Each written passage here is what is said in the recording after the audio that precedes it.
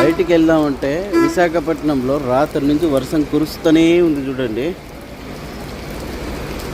అస్సలు కాలు పెట్టేకి లేకుండా పడుతూనే ఉంది.